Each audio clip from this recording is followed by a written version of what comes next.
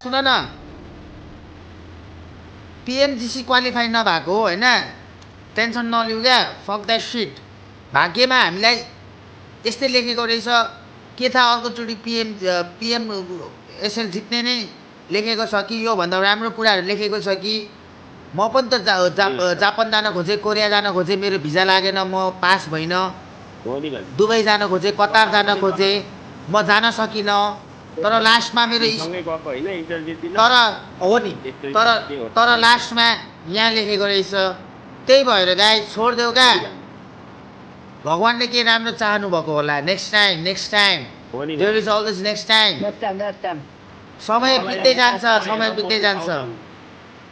2017 मा मलाई bill गेट्सले accountant बनाउँछु भनेर इन्टरभ्यू मलाई फलो गरेर पिसी मामालाई गाडी दिँदा पुरा टमेटो अगाडिको घरमा त ये मुझे इन्भेस्टेसन म्याच ओइ हो